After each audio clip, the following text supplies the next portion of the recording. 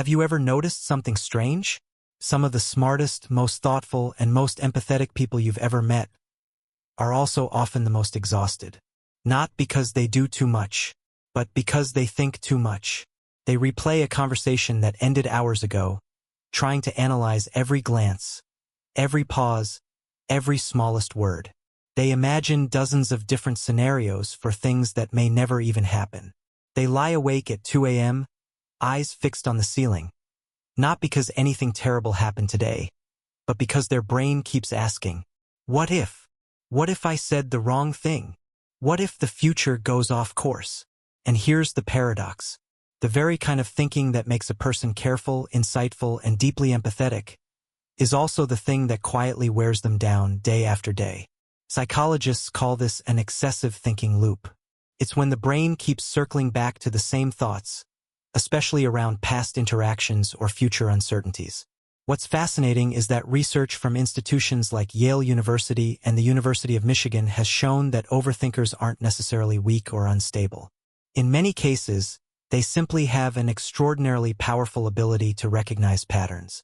Their brains are constantly scanning the environment around them, always analyzing, always searching for hidden meaning. They notice subtle shifts in tone and energy that most people completely miss. The problem isn't their intelligence. The problem is that the system never receives a signal to stop. Deep inside the brain, there's a region called the prefrontal cortex, the part that plans, analyzes, and reflects. In most people, it quiets down when they rest.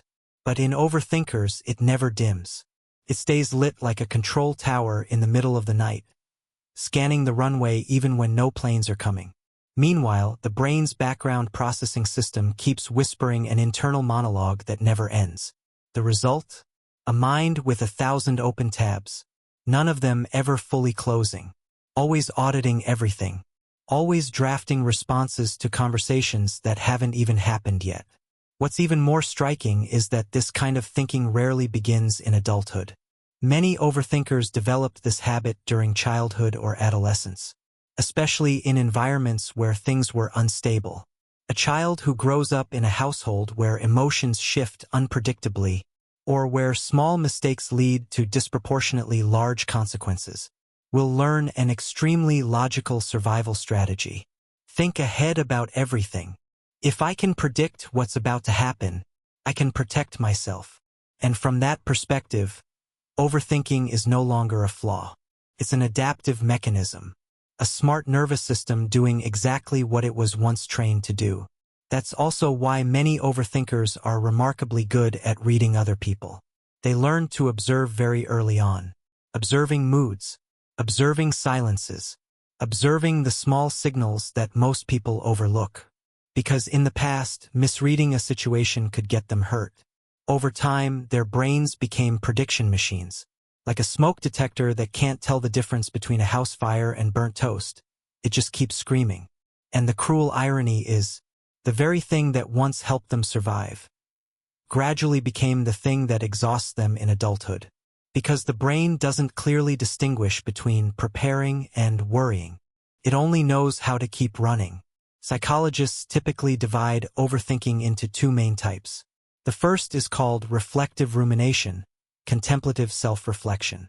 This is when a person looks inward to understand themselves, process emotions, and find meaning. In a balanced state, this type of thinking is a genuine strength.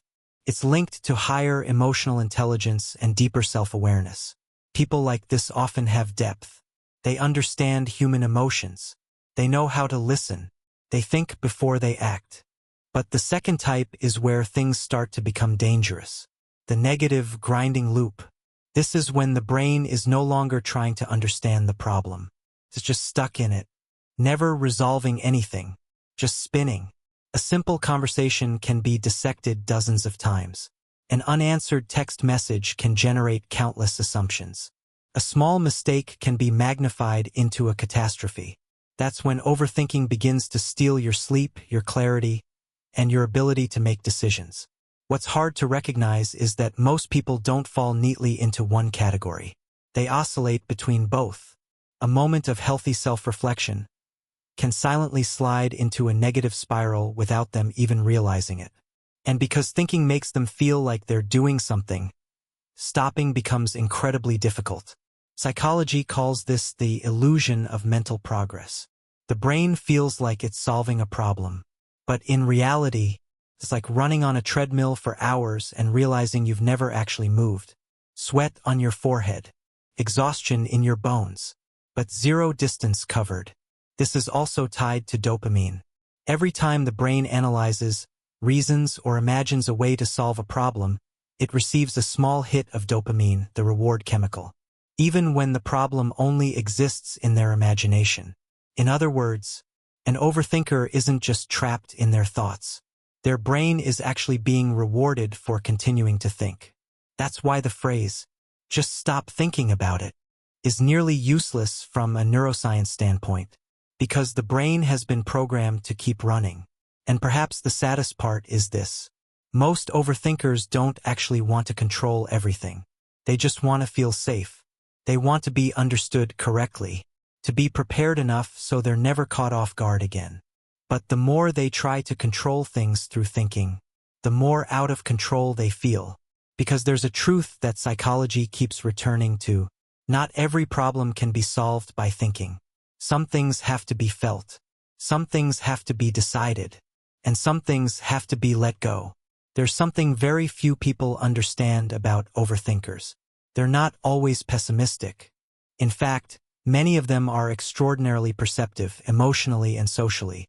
A study published in the Journal of the Association for Psychological Science found that people with high rumination tendencies often score higher on cognitive empathy, the ability to understand and predict the emotions and thoughts of others.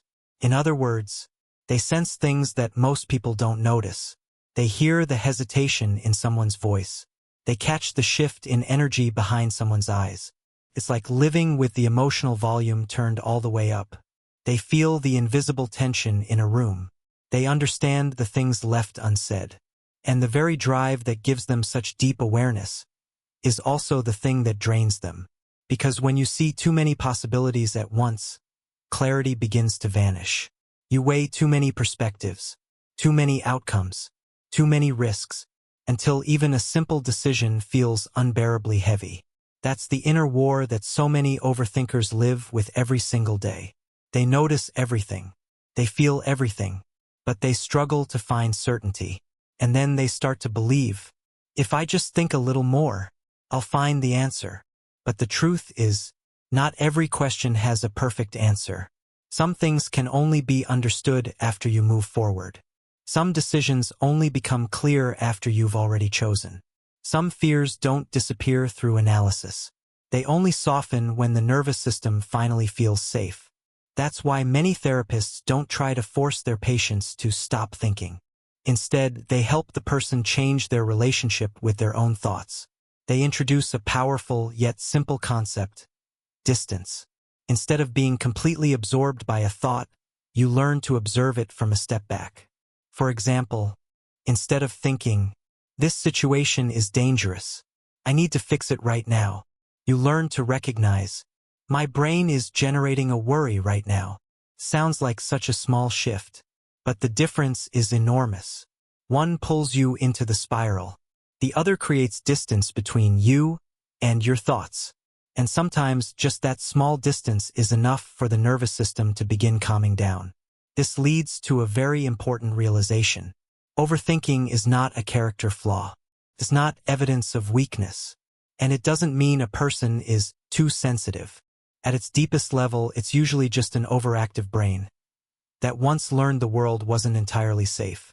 It learned to stay vigilant, always preparing, always predicting, because in the past that was necessary.